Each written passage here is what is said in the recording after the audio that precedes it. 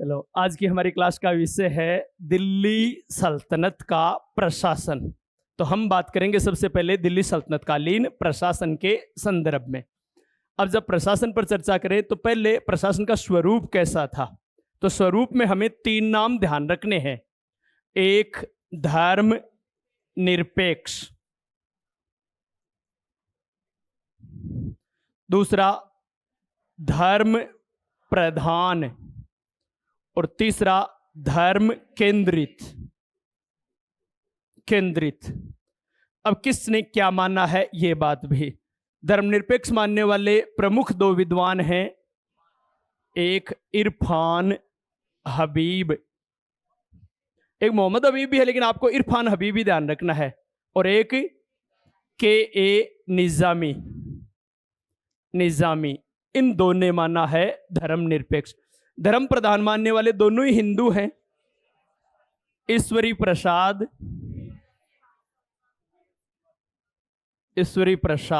और एल श्रीवास्तव।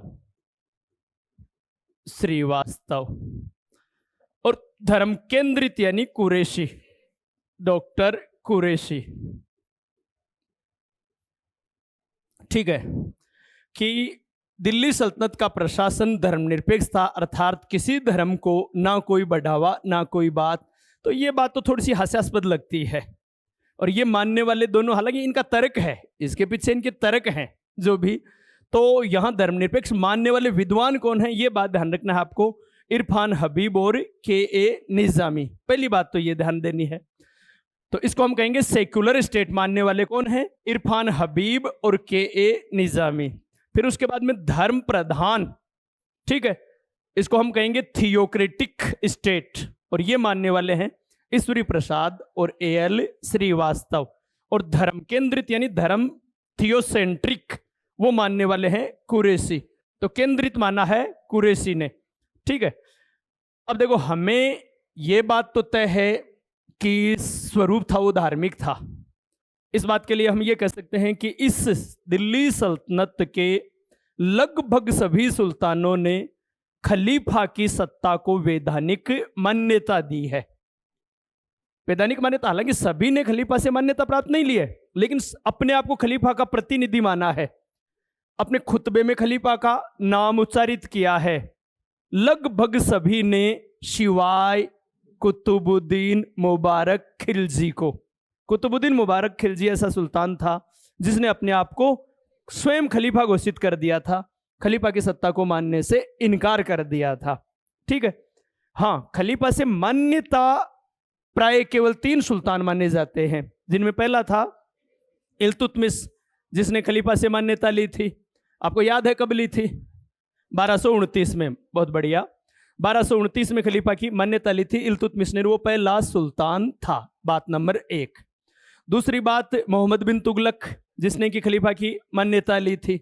और तीसरा, फिरोज तुगलक ने तो इवन 2 बार खलीफा से मान्यता ली थी। तो इसका मतलब एक प्रकार से हम ये कह सकते हैं कि इसका स्वरूप धार्मिक था। और धार्मिक में कौन से धर्म की प्रधानता थी? इस्लाम धर्म की प्रधानता। जैसे हम करों के संदर्भ में भी देखेंगे बात, और बाकी और संदर्भ में भी हम बात देखेंगे, तो ये रहेगा कि इस्लाम धर्म प्रधान था, ये तय था सल्तनत काल में। ठीक है, तो ये बात ध्यान रखनी है आपको। और दिल्ली सल्तनत के प्रशासन की जानकारी का मुख्य स्रोत है बर्नी की एक पुस्तक है, फतवाए जहांदरी। देखो, बर्नी की एक तो थी तारीख फिरोज शाही, वो तो है, लेकिन मुख्य सबसे है फतवाए जहांदरी। किसकी पुस्तक है? बर्नी की। और बाकी और स्रोत, जिन पुस्तकों की हम चर्चा कर चुके हैं सल्तनत काल में, वो लगभग सभी हैं जो प्रशासन की जानकारी देते हैं, लेकिन मुख्य कौन सी है?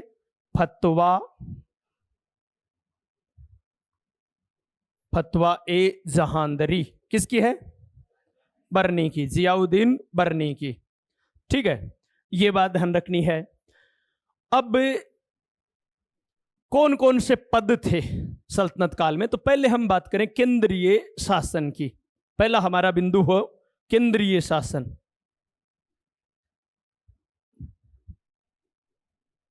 केंद्रीय शासन,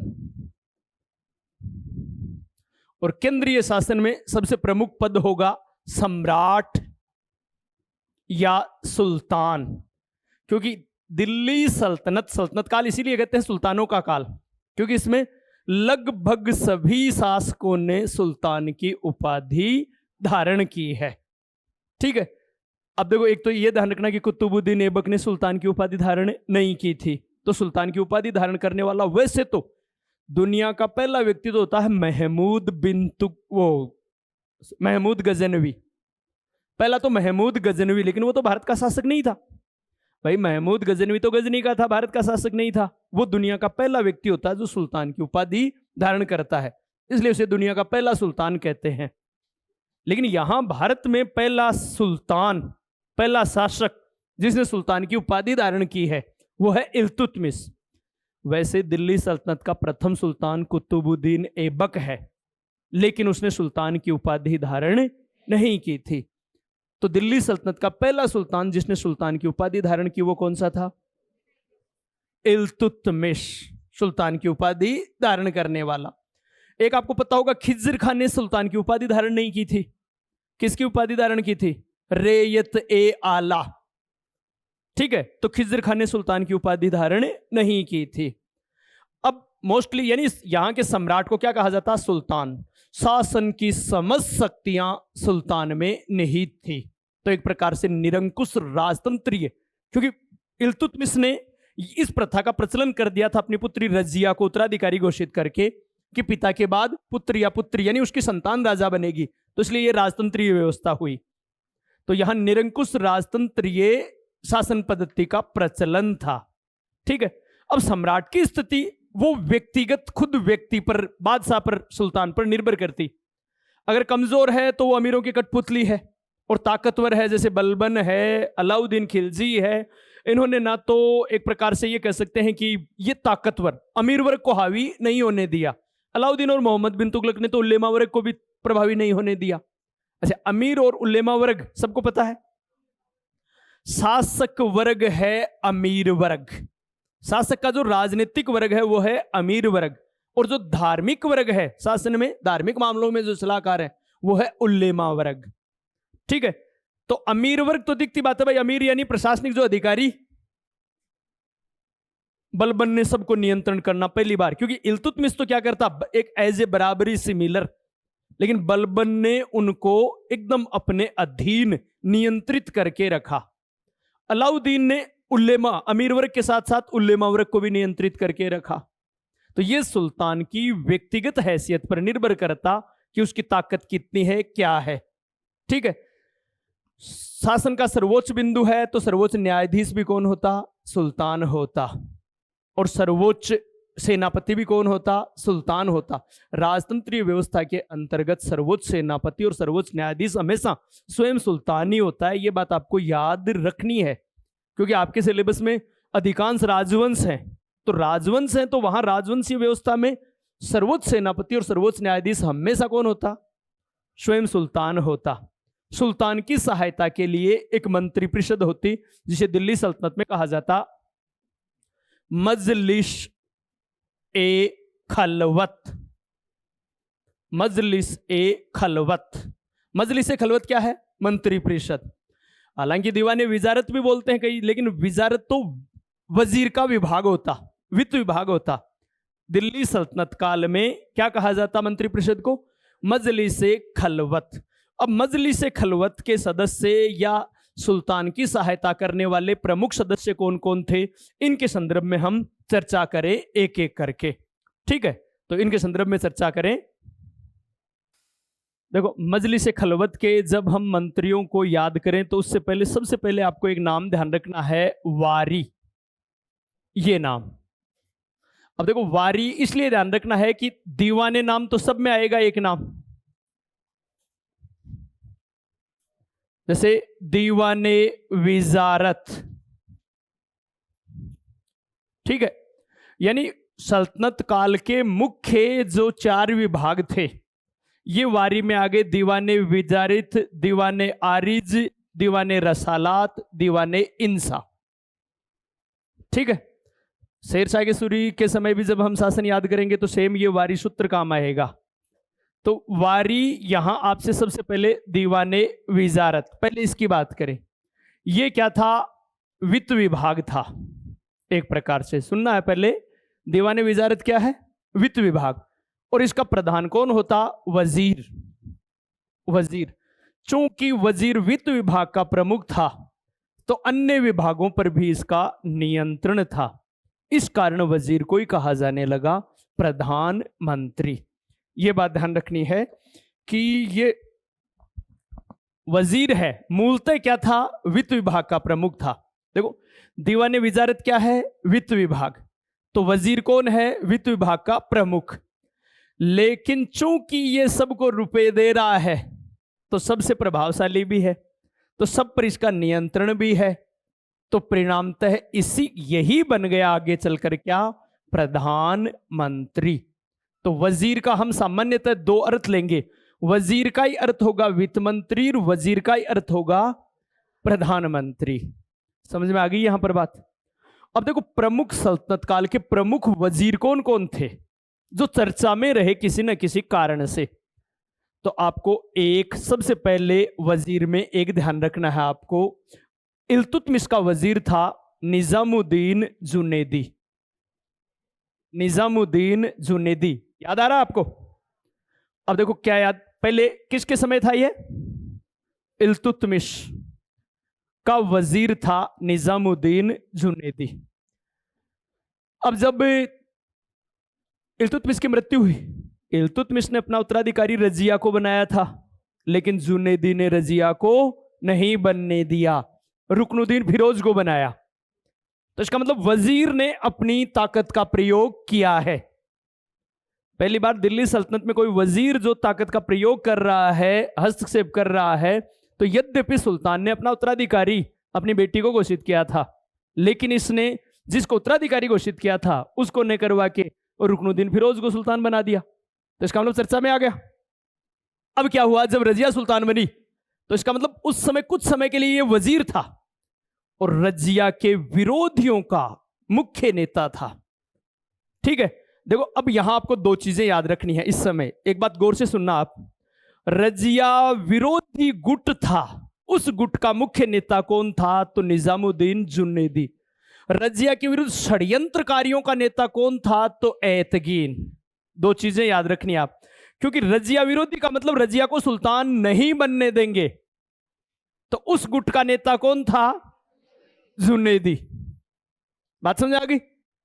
और रजिया के सुल्तान बनने के बाद कि अब इसको हटाएंगे, और हटाने के लिए षड्यंत्र करने वालों का नेता कौन था? ऐतगीन। बात समझ आ गई? तो अगर आपसे ऐसा प्रश्न, ये थोड़ी सी तकनीकी मिस्टेक कर सकते हैं हम, अगर हमसे ये पूछें कि रजिया के विरोधी गुट का नेता कौन था, तब आपका उत्तर होगा जुनैदी। विरोधी गुट का मतलब यह है कि रजिया को नहीं मानेंगे हम, रजिया के भाई को रुकनुद्दीन को बनाएंगे, तो उनका विरोधियों का जो गुट था उसका नेता कौन है? जुनैदी। और षड्यंत्र बाद में कि इसको हटाएं कैसे, अलग अलग षड्यंत्र, वो कौन कर रहा था? ऐतगीन। क्लियर है शायद पहली बात मेरे ख्याल से? तो एक बात तो ये ध्यान रखनी है आपको, ये बाद में आपसे नोट में लिख लेना कहीं पर, कि रजिया के विरोधी गुट का नेता जुनैदी, ठीक है, और रजिया के विरुद्ध षड्यंत्रकारियों का नेता ऐतगीन। ये बात चलो एक बार फिलहाल तो समझ लो। तो एक तो ये बात ध्यान रखनी है। फिर देखो, प्रधानमंत्री के पद की निम्नतम शक्तियां, निम्नतम बिंदु वो बलबन के समय था। बलबन सर्वे सर्वा था, बलबन के सामने किसी की कोई औकात हैसियत नहीं थी, इसका मतलब प्रधानमंत्री की भी कोई औकात नहीं थी। तो वो बेचारा प्रधानमंत्री था कौन बलबन के समय? तो आपको बलबन के प्रधानमंत्री वजीर का नाम भी ध्यान रखना है, बलबन।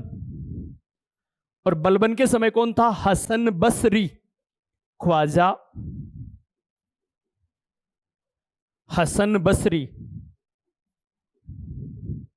हसन बसरी, ठीक है। यद्यपि बलबन का मुख्य सलाहकार तो था दिल्ली का कोतवाल फखरुद्दीन, ठीक है, लेकिन उसका वजीर कौन था? ख्वाजा हसन बसरी। यह बात ध्यान रखनी है। फिर आपको अगला जो याद रखना है वो है जलालुद्दीन,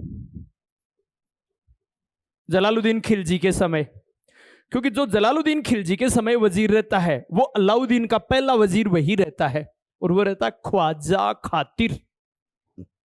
तो जलालुद्दीन का वजीर कौन था? ख्वाजा खातिर। ठीक है, तो अब देखो अलाउद्दीन के 3 वजीर हैं क्रम से, अलाउद्दीन वाले तीनों के नाम आपके सुने हुए हैं। कैसे सुने हुए हैं? ख्वाजा खातिर का तो अब सुन लिया, 2 के आपके पहले सुने हुए हैं। कैसे? देखो, अलाउद्दीन खिलजी, अलाउद्दीन के वजीर, एक तो ये ख्वाजा खातिर आ ही गया, तो एक तो यही रह गया पहला वजीर तो ख्वाजा खातिर। दूसरा फिर जो रणथंभौर अभियान में उसका एक सेनापति मारा गया था ना, नुसरत खां, उसे इसके बाद में अलाउद्दीन ने अपना वजीर बनाया था। तो दूसरा वजीर कौन हो गया? नुसरत खां। ठीक है, इसका भतीजा ही था अलाउद्दीन का ये। फिर तीसरा वजीर वो रहता है मलिक काफूर, मलिक काफूर। और मलिक काफूर वजीर के साथ साथ नायब भी रहता है, तो नायब और वजीर वो कौन था? मलिक काफूर। ये अलाउद्दीन के समय थे, तो ये वैसे याद रखने हैं। फिर उसके बाद में आप याद रखोगे फिरोज तुगलक, फिरोज तुगलक। देखो, अच्छा, फिरोज से पहले मोहम्मद बिन तुगलक का ले लेते हैं। मोहम्मद बिन तुगलक, MBT लिख रहा हूं मैं, MBT। मोहम्मद बिन तुगलक के समय उसका वजीर था ख्वाजा जहां, ख्वाजा जहां। ये इसलिए बात कर रहा हूं कि फिरोज तुगलक का हो जाएगा खाने जहां, मोहम्मद बिन तुगलक का है ख्वाजा जहां वजीर, तो फिरोज तुगलक का है खाने जहां। लेकिन खाने जहां के आगे एक शब्द और जोड़ना है, खाने जहां तेलंगानी, आपको याद करना है। ठीक है, तो फिरोज तुगलक का कौन आ जाएगा? फिरोज तुगलक। और मोहम्मद बिन तुगलक का ख्वाजा जहां, फिरोज तुगलक का खाने जहां। लेकिन खाने जहां के आगे क्या लिखोगे?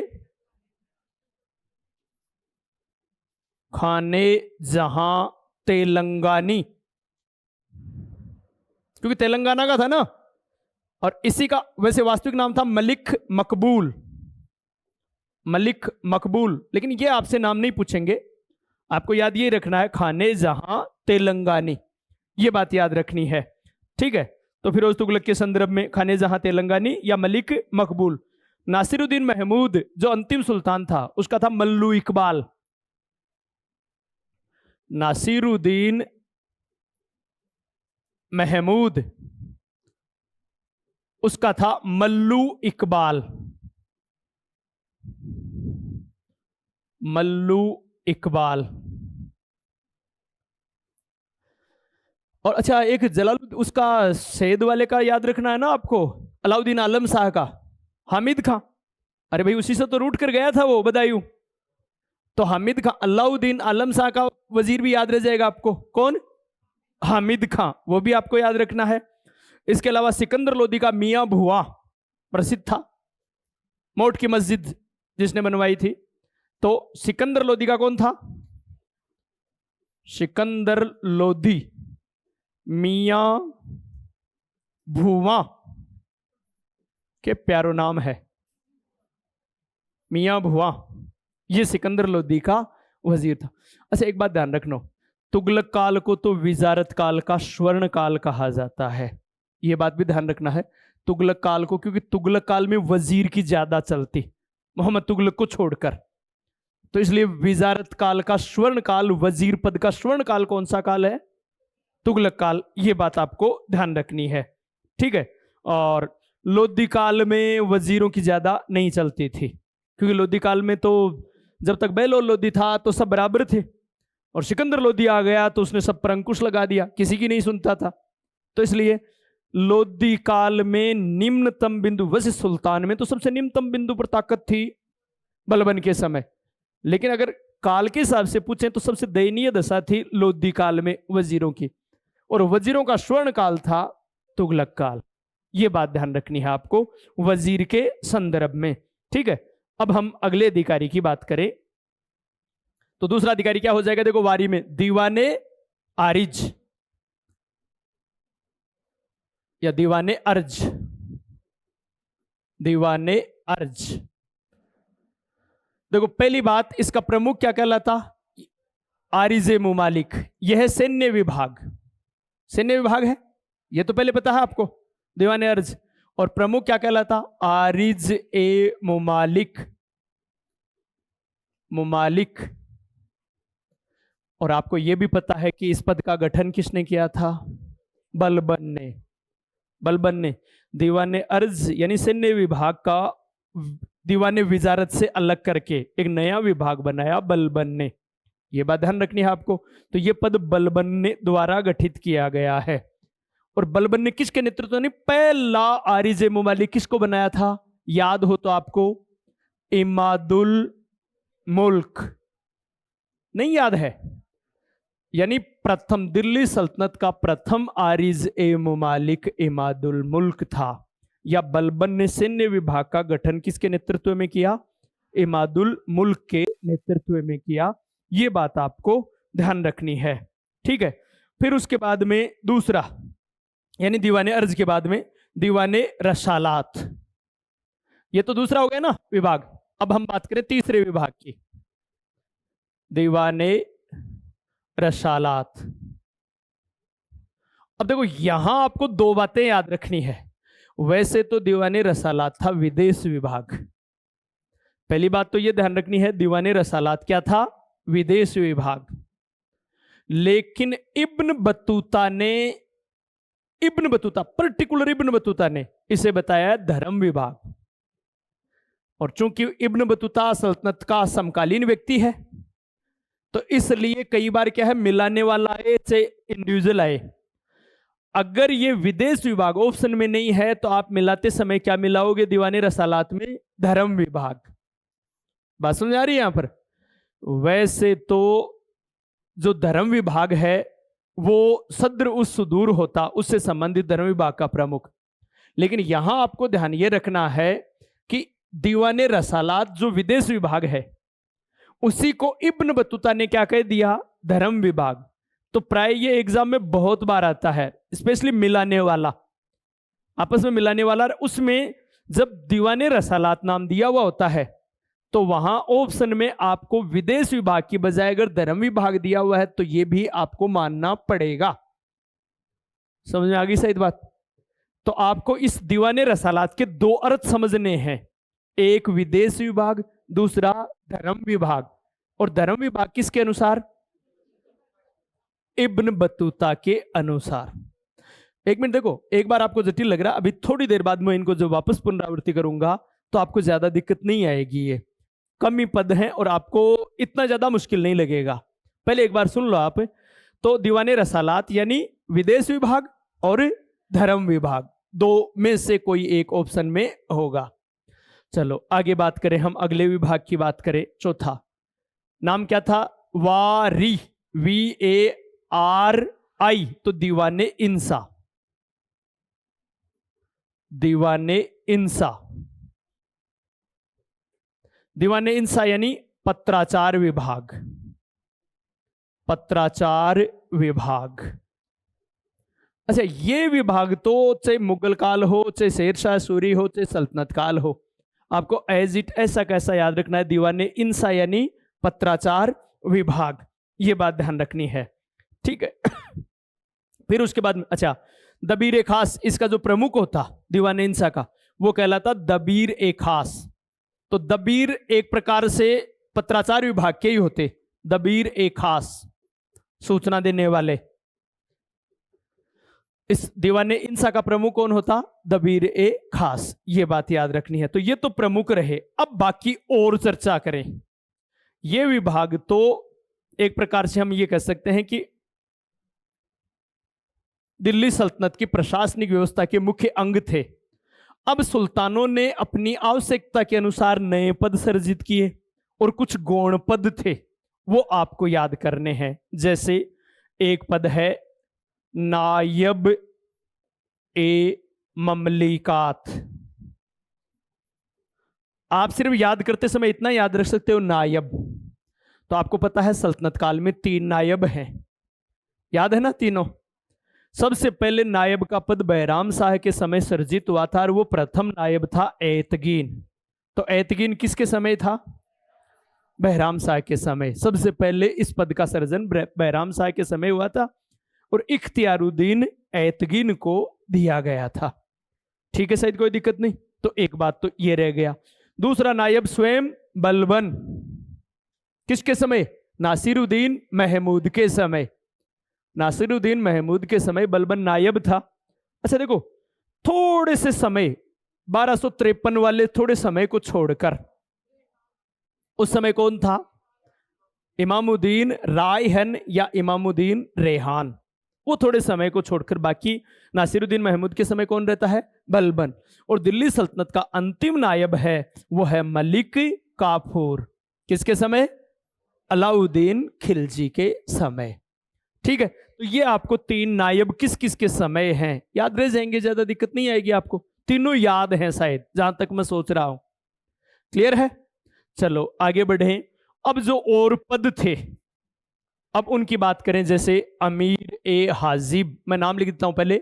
वकील ए दर, अमीर ए हाजिब, अमीर ए हाजिब। और इसके अलावा आ जाएंगे, क्योंकि बहुत से पद हैं इस नाम से। बाकी ये समय से जिनको गठित किया है, जैसे दीवाने बरीद, बरीद, दीवाने मुस्तखराज या दीवाने वकूफ। देखते हैं आपको कितने याद हैं। दीवाने मुस्तखराज,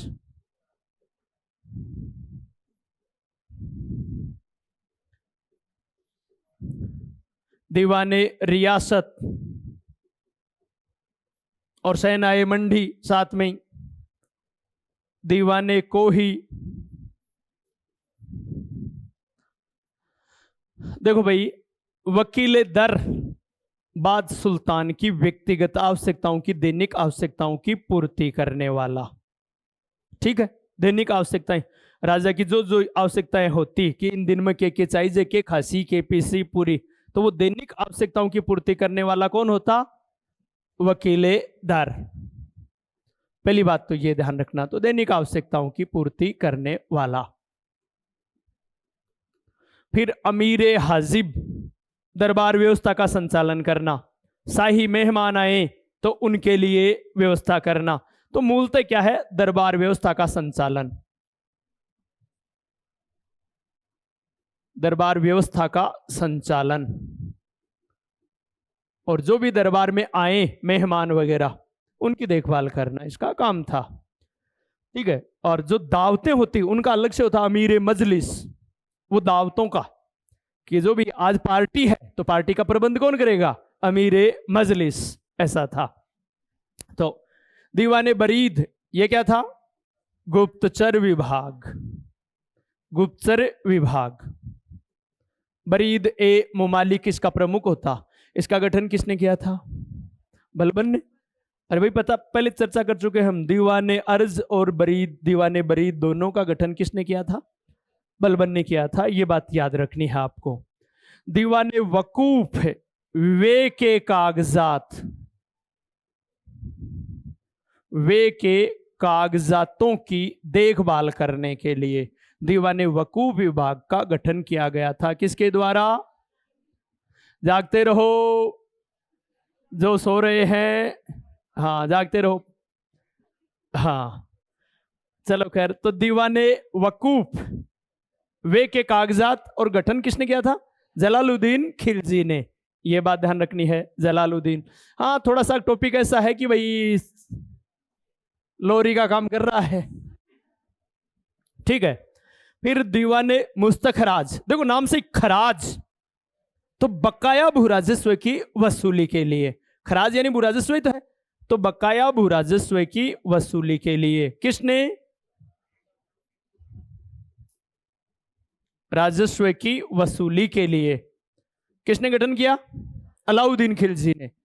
देखो ये वे के कागजातों वाला तो दीवाने वकूफ तो है जलालुद्दीन का, और ये दीवाने मुस्तखराज है अलाउद्दीन का गठित किया हुआ। लिखा था हमने पहले जब अलाउद्दीन पढ़ा था तब चर्चा की थी, अगर आपको याद हो तो। भाई लिखा नहीं लिखा वो मुझे पता नहीं, लेकिन पढ़ते समय जरूर चर्चा की थी, लिखा था तब, और ही अच्छी बात है। दीवाने मुस्तकराज हो गया, दीवाने रियासत और सहनाए मंडी दोनों क्या थे? बाजार नियंत्रण व्यवस्था से संबंधित, जिसका गठन किसने किया? अलाउद्दीन ने। तो बाजार नियंत्रण व्यवस्था। दीवाने कोही यानी कृषि विभाग,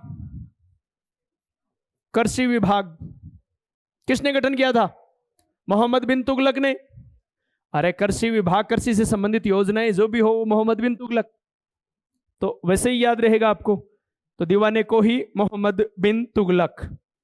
फिर उसके बाद में एक आप बार बार नाम सुन चुके हो, जैसे अमीर ए आखुर,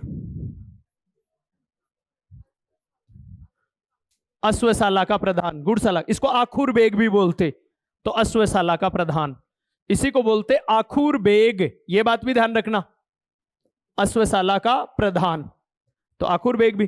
फिर सहना ए पील, सहना ए पील यानी हस्ती सेना का प्रमुख, हाथियों की सेना का प्रमुख, सेना का प्रमुख। अमीर मजलिस बताई दिया, किसका? दावतों का प्रधान, शाही दावतों का प्रधान अमीर मजलिस।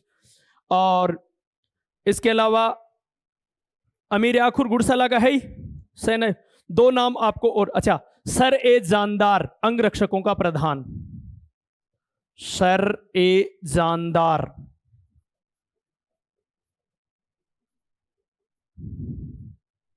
अंगरक्षकों का प्रधान।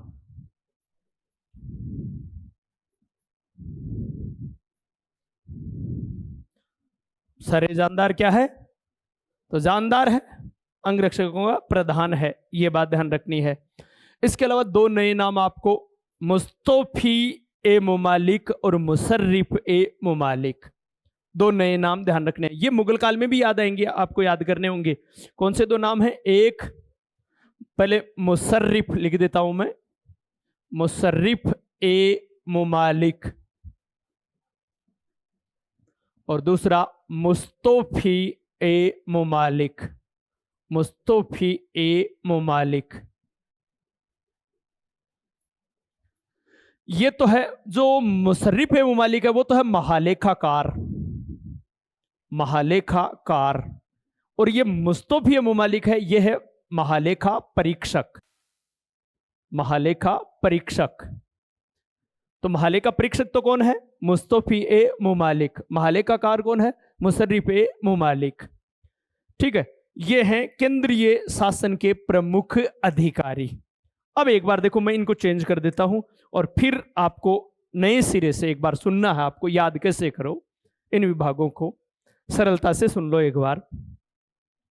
देखो, पहली बात, शासन की समस्त शक्तियां सुल्तान में निहित हैं, बादशाह में निहित हैं। बादशाह तो खैर मुगल काल में होगा, यहां सुल्तान ही बोलेंगे हम, ठीक है, सुल्तान में निहित हैं। सुल्तान की सहायता के लिए एक मंत्री परिषद है जिसे हम कहेंगे मजलिसे खलवत। सुल्तान की सहायता के लिए मंत्री परिषद है, उसे कहेंगे मजलिसे खलवत।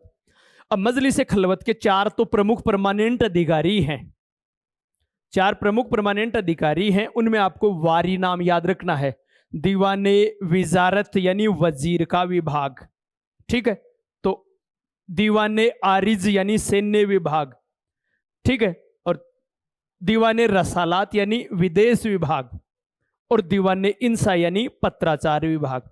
पहले ये बात रखिए। अब देखो, हमें वापस, जैसे दीवाने इसकी विजारत यानी वजीर का यानी प्रधानमंत्री का विभाग, तो ये वित्त विभाग भी होता, प्रधानमंत्री का विभाग भी हो गया। दीवाने विजारत, दो अर्थ हो गए, वित्त विभाग भी यही हो गया, प्रधानमंत्री का विभाग भी यही हो गया। अब अलग अलग प्रधानमंत्री आपको याद करने हैं, मुख्य मुख्य, भाई कौन किसका। जैसे इल्तुतमिश का जुनैदी याद है आपको, इल्तुतमिश का जुनैदी शायद मेरे ख्याल से याद है। बलबन के समय बेचारा हसन बसरी, बेचारा हसन बसरी तो याद रह जाएगा। बेचारा नाम नहीं है उसका, वो तो मैं बोल रहा हूं आपको, तो ख्वाजा हसन बसरी इतना याद रखना है। जलालुद्दीन के समय ख्वाजा खातिर, अलाउद्दीन के समय पहले ख्वाजा खातिर, फिर नुसरत खां, फिर मलिक काफूर, ठीक है। और दोनों तुगलक, मोहम्मद शाह के समय ख्वाजा, वो ख्वाजा जहां, तो फिरोज तुगलक के समय खाने जहां, बस खाने जहां तेलंगानी नाम लगा देंगे आगे। बात समझ आ रही है यहां पर। फिर उसका आप याद रख ही लोगे, जो झगड़ कर गया था हमीद, अलाउद्दीन आलम शाह का। भाई उस हमीद खान से झगड़ कर ही तो गया था वो। तो कहने का तात्पर्य वजीर एक दो बार अगर आप पढ़ोगे तो याद हो जाएंगे। फिर उसके बाद देखो दीवाने विजारत प्रधानमंत्री का विभाग, और दीवाने आरिज सैन्य विभाग ये बलबन ने बनाया था। हमें पता इमादुल मुल्क को सबसे पहले नियुक्त किया था। अच्छा देखो ये सैन्य विभाग होता, इमादुल मुल्क सैन्य विभाग का प्रमुख था, प्रधान सेनापति नहीं था। तो प्रधान सेनापति कौन था? प्रधान सेनापति कौन था? अरे स्वयं सुल्तान होता प्रधान सेनापति, और प्रधान न्यायाधीश स्वयं सुल्तान होता। ठीक है। वैसे देखो न्याय विभाग होता दीवाने कज्जा, और उस न्याय विभाग का प्रमुख होता काजी उल कुजात। कुजात देखो तो प्यारा नाम है, काजी उल कुजात न्याय विभाग का प्रमुख होता। लेकिन बड़े नगरों के जो न्यायाधीश होते वो होते अमीर दाद। दाद खास गुजली नहीं, अमीर दाद। वो न्याय विभाग के प्रमुख, नगरों में जो प्रमुख न्यायाधीश होते उनको अमीर दाद बोलते। नगर प्रशासन की जिम्मेदारी जिसकी होती वो होता कोतवाल। तो आपको दो कोतवाल याद भी रखने हैं दिल्ली के, एक तो अलाउद्दीन के समय का, एक बलबन के समय का। याद है दोनों? अलाउद्दीन के समय का कौन था? अलाउल मुल्क, और बलबन के समय कौन था? फखरुद्दीन। चर्चा हुई थी अपनी। ठीक है। बाकी बार बार देखो हम कह रहे हैं कि वो जो रजिया ने जलालुद्दीन या जमालुद्दीन याकूत को अमीर आखुर का पद प्रदान किया था, यानी घुड़साला का प्रधान बनाया था, चर्चा हुई थी। या फिर एतकीन था, वो पहले अमीर हाजिब था, यानी दरबार की व्यवस्था करने वाला था। ऐसी बात हो चुकी है अपनी। तो आपको याद रखते समय ज्यादा मुश्किल नहीं आएगी, एक दो बार इनको पढ़ो। और कौन क्या था, जैसे आप पढ़ो कि किस समय अलाउद्दीन को पहले कौन सा पद प्रदान किया था, जलालुद्दीन के समय कौन किस पद पर था, तो वो आगे फिर पद अपने आप याद हो जाएंगे। ये शासन प्रशासन अपने आप याद हो जाएगा। अब हम बात करें प्रांतीय शासन की। अब प्रांतीय शासन के अंतर्गत देखो सल्तनत कालीन प्रांतीय शासन, छोटा साग है, ज्यादा बड़ा नहीं है प्रांतीय शासन। पहली बात आपको यह ध्यान रखना है, सल्तनत काल में प्रांतों को इक्ता कहा जाता था। सिंपल सी बात है, सल्तनत काल में प्रांतों को इक्ता कहा जाता था। ठीक है। देखो इक्ता प्रथा का प्रचलन तो व्यवस्थित रूप से इल्तुतमिश ने किया है, बाकी इल्तुतमिश से पहले ही हो चुका है इसका प्रचलन, यानी मोहम्मद गोरी ने इसका प्रचलन कर दिया था। लेकिन गोरी के समय ये इसे व्यवस्थित आधार प्रदान करने का काम इल्तुतमिश ने किया है। ठीक है। तो हम इल्तुतमिश ही मानेंगे। अगर मोहम्मद प्रचलन किसने किया, मोहम्मद गोरी ऑप्शन में हो तो मोहम्मद गोरी करेंगे, लेकिन किस सुल्तान ने किया, तो इल्तुतमिश ने किया। यह बात ध्यान रखनी है। तो इक्ता यानी प्रांत, और इसका प्रमुख होता इक्तेदार। अब इक्तेदार को अन्य नामों से भी बोलते, नाजिम, वली, वजहदार। वजहदार क्यों बोलते? क्योंकि तुगलक काल में जो इक्ता है उसको वजह बोलते। तुगलक काल में इक्ता का ही नाम क्या हो गया? वजह। तो वजह का प्रमुख क्या हो गया? वजहदार। बात समझ आ गई? तो इक्ता का ही दूसरा नाम है वजह, इसका मतलब यह हो गया वजहदार। ठीक है। तो अन्य नाम क्या थे? नाजिम, वली, ये इस इक्ते के या प्रांत के प्रमुख के नाम हैं। ठीक है, शायद कोई दिक्कत नहीं। अब देखो, अब यहां आपको ये सबसे बड़ी इकाई तो यानी प्रशासन का सबसे बड़ी इकाई तो क्या है? इक्ता यानी प्रांत। इक्ते से छोटी इकाई होती शिक यानी जिला। ठीक है। शिक से छोटी इकाई होती परगना यानी तहसील, और सबसे छोटी इकाई होती गांव। गांव, यहां तक कोई दिक्कत नहीं। अब देखो यहां आपको याद ये रखना है कि इक्ता का गठन तो किया इल्तुतमिश ने सबसे पहले। ठीक है। शिक बनाया बलबन ने। बलबन ने, और देखो बलबन ने इस सिक का गठन कब किया? 1279 में। बलबन मोस्टली कोई विभाग अधिकारी या बलबन के काल में ज्यादा काम होते हैं वो 1279 में ही है, 79।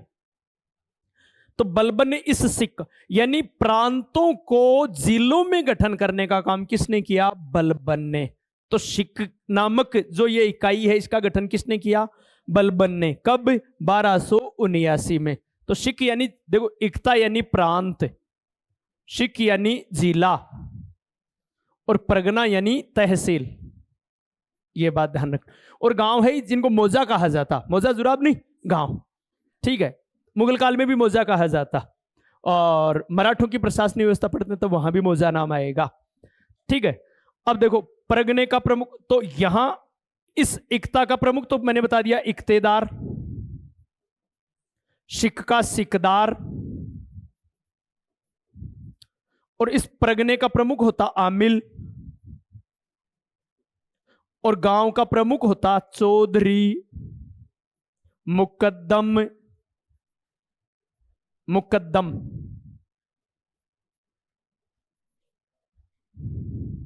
और खूत।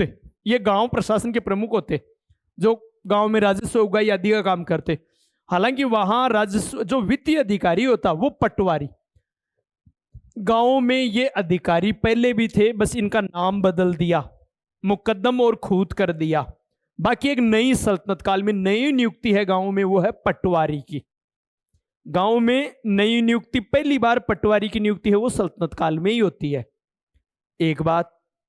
दूसरी बात, अलाउद्दीन दिल्ली सल्तनत का पहला सुल्तान था जिसने गांव के प्रशासन में हस्तक्षेप किया।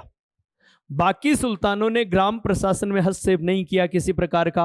अलाउद्दीन ने ग्राम प्रशासन में हस्तक्षेप करके इनके अधिकारों पर प्रहार किया। चौधरी, मुकद्दम, खूत आदि के अधिकारों को बिल्कुल समाप्त करने का प्रयास किया। किसने? अलाउद्दीन खिलजी ने। तो ग्राम व्यवस्था, ग्राम प्रशासनिक व्यवस्था में हस्तक्षेप करने वाला सुल्तान कौन था? अलाउद्दीन खिलजी। तो ये दोबारा एक बार देखो, सबसे बड़ी इकाई क्या है? इक्ता यानी परगना, फिर इसके बाद में शिक यानी जिला, फिर उसके बाद में परगना, और उसके बाद में गांव। ये इनका प्रशासनिक संगठन था जो आपको ध्यान रखना है प्रांतों के अंतर्गत, ठीक है। फिर उसके बाद में देखो सैन्य व्यवस्था। सैन्य व्यवस्था सिंपल है इनकी। सैन्य व्यवस्था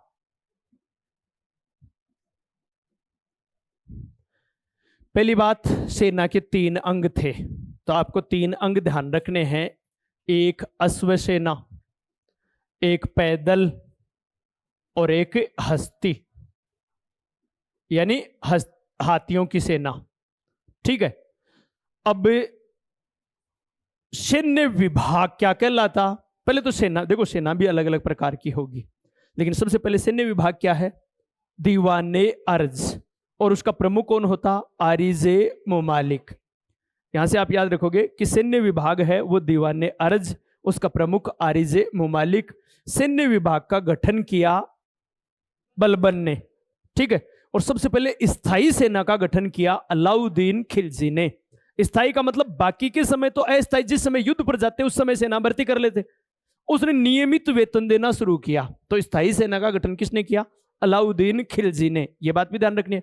अब सेना में देखो, जो केंद्र की सेना होती, केंद्रीय सेना, उसे कहा जाता हस्म ए कल्ब, कल्ब, ठीक है। और जो प्रांतों की सेना होती उसको कहा जाता हस्म ए अतरफ, हस्म ए अतरफ।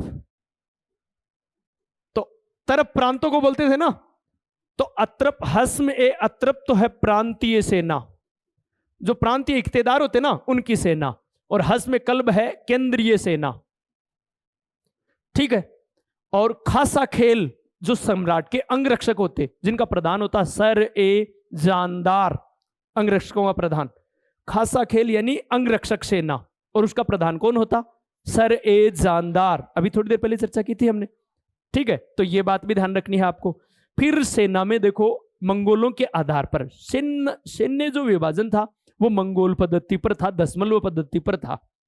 जैसे देखो, मैं पहले 2 प्रकार से, पहली बात, जो 10 सैनिकों का प्रधान होता वो होता अमीर ए दह नाम से ऐसा होता, और अमीर ए सादा यानी 100 का, अमीर ए तुमन यानी हजारा यानी ऐसे देखो, 1 मिनट, 10,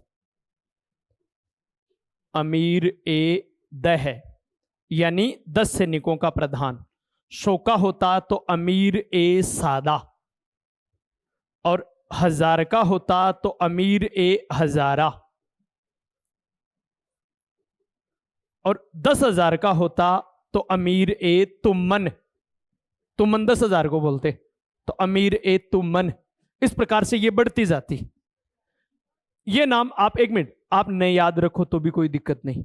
अब नई चीज जो याद रखनी है वो बताता हूं मैं आपको। यहां अगर याद रहे या नहीं रहे, अब जो मैं नाम बोल रहा हूं, देखो,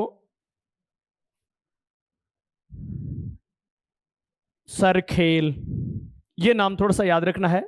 सरखेल, सिपह सालार, ये क्रम से, जिस क्रम से मैं बोल रहा हूं, अमीर, मलिक, खान। अब यहां गौर से सुनना आप। सरखेल होता 10 सैनिकों का प्रधान। यहां से देखो, अब याद हो जाएगा आपको, 10 सैनिकों का प्रधान, ठीक है। फिर सिपह सालार होता 10 सरखेलों का प्रधान, 10 सरखेलों का प्रधान, ठीक है। फिर ये अमीर होता 10 सिपह सालारों का प्रधान, सिपह सालारों का प्रधान, ठीक है। फिर मलिक होता 10 अमीरों का प्रधान, 10 अमीरों का प्रधान, ठीक है। फिर खान होता 10 मलिकों का प्रधान, मलिकों का प्रधान। अब आप ये बताओ कि खान के नियंत्रण में कितने सैनिक हैं? अरे वाह, आपने तो बहुत जल्दी आकलन कर लिया। अब देखो कैसे, दोबारा सुनना इसको, कि सरखेल के नियंत्रण में कितने हैं और सिपह सालार के नियंत्रण में कितने सरखेल हैं? 10 सरखेल यानी 100 सैनिक। भाई 10 गुणा 10 अपने आप ही तो 100 सैनिक हो गए ना इसके। तो ये 100 सैनिकों का प्रधान अपने आप आ गया ना, शायद समझ में। अब ये 10 का प्रधान है, इसका मतलब ये कितने का हो गया? 1000 का हो गया ये, ठीक है। ये कितने का हो गया? मलिक 10 है तो 10,000 का। तो अब 10,000 को 10 से गुणा करेंगे कितना? ये कितने का हुआ भाई? खान 1 लाख का हो गया ना। ये 10,000 का हुआ और ये हो गया 1 लाख का। अब थे बिंदी लगाया जजो कितना लाख जितनी देख लीजिए थे, ठीक है। तो ये 1 लाख का, समझ में आ गई ना बात ये। अब देखो पहले इसको याद कैसे करें। एक सस्सी है, कोई है कि न है, उपरात मत कर जो चे, बस सस्सी आम खा, मौज कर बस। सी इन आ मान लो आपने, आ में खा, अम खा ले लो, बात समझ आ गई ना। तो अब ये क्रम आपको याद हो जाएगा, ये क्रम याद हो जाएगा तो 10 से लेकर शुरू करो और अपने आप इनको, ये 10 सैनिकों का, तो ये 10 सरखेलों का, ये 10 सिपह सालारों का, ये 10 अमीरों का, 10 मलिकों का। अब अलाउद्दीन के समय 6 खान थे, तो बताओ सेना कितनी है? 6 लाख। सिंपल है, समझ में आ गई ना बात। यहां पर बस ये याद रखनी है आपको कि एक अमीर के नियंत्रण में कितने सैनिक होते थे, या सिपह सालार के बाद उसका ऊपर अधिकारी कौन था, या मलिक से पहले कौन था, मलिक से बाद में कौन था। शायद याद रह जाएगा, मेरे ख्याल से रह जाएगा। चलो, तो ये बात रही इनके सैनिक विभाजन से संबंधित, यानी सेना से संबंधित बात। सेना के 3 विभाग हैं। सैन्य विभाग है वो किस नाम से जाना जाता? दीवाने अर्ज नाम से। आरिज़ ममालिक उसका प्रमुख होता। बलबन ने उसका गठन किया था। स्थायी सेना का गठन अलाउद्दीन ने किया था। उसने सैनिकों को नियमित वेतन देना प्रारंभ किया था। सैनिकों का हुलिया नोट करना, घोड़ों को दागने की प्रथा प्रारंभ की थी। उसके समय नियमित वेतन था तो पैदल सैनिक का 78 टंका था और एक घुड़सवार सैनिक का 2, 3, 4 234 टंका था, ठीक है। और उसका कितना था? 7, 8 78 टंका था पैदल का। और अगर 2 स्पा है तो 78 प्लस कर दो, उसमें पहले चर्चा कर चुके हैं ना हम। तो शायद मेरे ख्याल से दिक्कत नहीं आएगी। आगे बढ़े। राजस्व प्रशासन और ही सरल है। राजस्व व्यवस्था बिल्कुल सरल है। राजस्व व्यवस्था, देखो राजस्व व्यवस्था में आपको क्या करना है? 5 प्रमुख करों के बारे में याद करना है। सबसे पहली बड़ी बात तो यही होगी, अभी ये 5 कर अगर कोई प्रत्याशी थोड़ा बहुत निद्रा की अवस्था में भी है तो वो अपनी निद्रा को बिल्कुल क्लियर, क्योंकि ये 5 आपको याद करने ही है। ये राजस्व प्राय मध्यकालीन जो ये चीज इसमें ज्यादा पूछते हैं, तो ये चीज यहां से ज्यादा पूछते हैं प्रश्न, तो आप ध्यान रखना। देखो राजस्व व्यवस्था के अंतर्गत आपको 5 प्रमुख करों के नाम याद रखने हैं जिनमें मैं बोल रहा हूं। देखो सबसे पहले खराज, फिर उस्र, ठीक है, फिर खम्स, फिर जजिया और फिर जकात। जकात अब इनके बारे में प्रत्येक क्या है, तो लगभग देखो पहले खराज यानी भूमि कर। भूमि कर, पहली बात तो यह ध्यान रखनी है खराज के संदर्भ में। खराज क्या है? भूमि कर, जो किसानों से लिया जाता, गैर मुस्लिम किसानों से। आप सिर्फ इसको गैर ये छोड़ो, बस किसानों से लिया जाता, और ये भी याद रख सकते हो साथ में कि गैर मुस्लिम किसानों से लिया जाता। इसकी दर थी वो थी 1/3, लेकिन कुछ सुल्तानों ने जैसे अलाउद्दीन खिलजी, मोहम्मद बिन तुगलक, उन्होंने 1/2 की दर से भी वसूल किया था। ठीक है सर, सामान्यतः सल्तनत काल में क्या थी? 1/3, लेकिन अलाउद्दीन और मोहम्मद तुगलक ने खराज किस दर से वसूला? 1/2 की दर से। क्लियर है सर? बस इसके बारे में यह बात याद रखनी है आपको। फिर उस्र, ये मुस्लिम किसानों से, मुस्लिम किसानों से और 1/10 की दर से लिया जाता। सिंपल सा है, 1/10 की दर से लिया जाता। खम्स, इसको 2 तरीके से याद कर रखोगे, एक तो लूट का माल, एक गड़े हुए खजाने का हिस्सा। पहले भूमि में ही तो गाड़ते थे धन, ठीक है, तो लूट का माल और गड़े हुए खजाने का हिस्सा। अब इसकी दर क्या थी? तो देखो दर में आपको पहले तो याद रखोगे 1/5 और 4/5, ऐसे याद रखोगे। तो इस 1/5 का मतलब तो क्या होता है? 20%। इसका मतलब क्या होता है? 80%। बात समझ आ गई शायद मेरे ख्याल से। तो इसमें राज्य का हिस्सा तो होता 1/5, और सैनिकों का जो लूटने के लिए गए हैं उन सब का हिस्सा कितना होता? 4/5 यानी 80%। लेकिन 2 सुल्तानों ने इसको उल्ट दिया था, अलाउद्दीन खिलजी और मोहम्मद बिन तुगलक। दोनों ने यह हिस्सा तो कर दिया राज्य का और यह हिस्सा कर दिया सैनिकों का। अलाउद्दीन और मोहम्मद बिन तुगलक के समय खम्स में राज्य का हिस्सा 4/5 था, बाकी सभी सुल्तानों के समय राज्य का हिस्सा 1/5 था। बात समझ में आ गई शायद मेरे ख्याल से। तो यह बात ध्यान रखनी है आपको यहां पर, खम्स, ठीक है।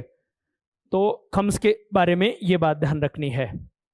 अच्छा, गड़े हुए खजाने में जो हिस्सा है, बहलोल लोदी ने गड़े हुए खजाने से हिस्सा लेना ही बंद कर दिया था कि भाई कौन लाद दे तो लाद दे, वो बहुत जाना भी को काम जाना है, वो उसको काम में लो।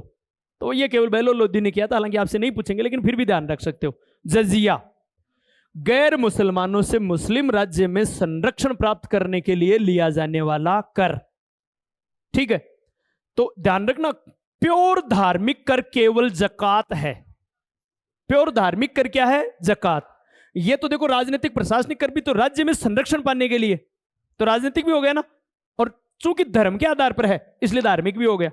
ये तो राजनीतिक और धार्मिक दोनों है, लेकिन आपसे ये पूछें कि निम्न में से कौन सा धार्मिक है और वहां जकात हो, तो पहला ऑप्शन आपका जकात होगा। जकात ऑप्शन में नहीं है तो क्या होगा? जजिया। यह धार्मिक कर क्यों था? क्योंकि प्रत्येक मुसलमान को अपनी आमदनी का, यह धर्म के आधार पर धार्मिक कार्यों के लिए दिया जाता कि अपनी आमदनी का 1/40 भाग यानी 2.5% वो कर के रूप में देना है, और वो धार्मिक कार्यों के रूप में ही खर्च किया जाता था, ठीक है। ये अच्छा, ये जो जजिया कर है इसके बारे में याद ये रखना है, ये इसकी दर क्या थी? तो 12, 24, 48, ये इस 12 के गुणज में चलता, दिरहम वार्षिक के हिसाब से लिया जाता। भिखारी, अपंग, जो भी साधु सन्यासी यानी ब्राह्मण, ये इससे मुक्त थे। लेकिन फिरोज तुगलक ने ब्राह्मणों से भी जजिया कर वसूल किया था। यह बात भी आपको ध्यान रखना है। अच्छा, ये जो जकात है ये निश्चित आमदनी के बाद ही देना पड़ता। निश्चित आमदनी की भाई इतनी जिस जगह का आमदनी को नहीं बोल 2.5% घटाऊं देसी, तो इसलिए क्या है, एक नाम आता है निसाब।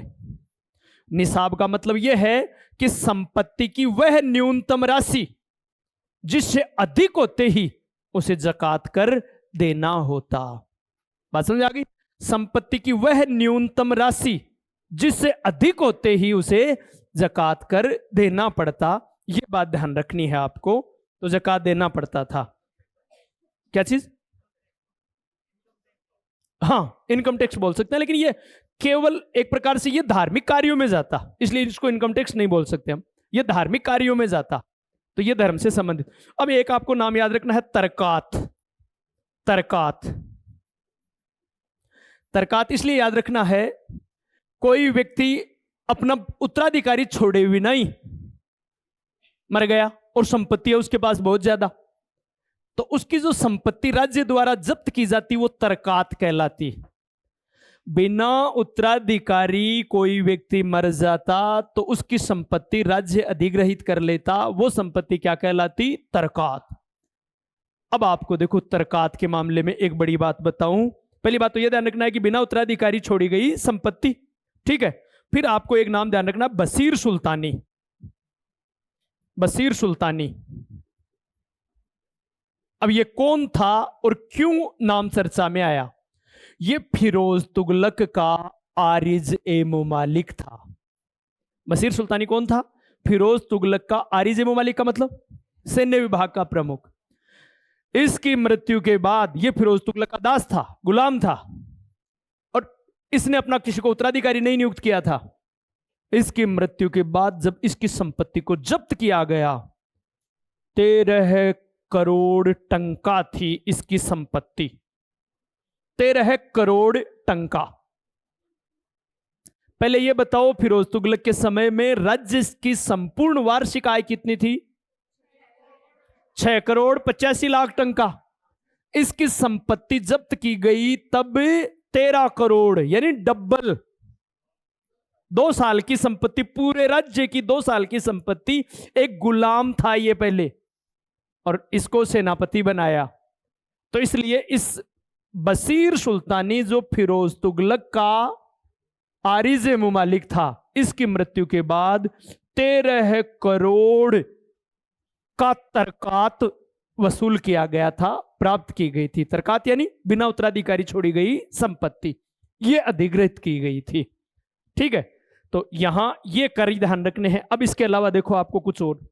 अलाउद्दीन ने 2 नए कर लगाए थे, चरही और घरही, यानी चरी और घरी।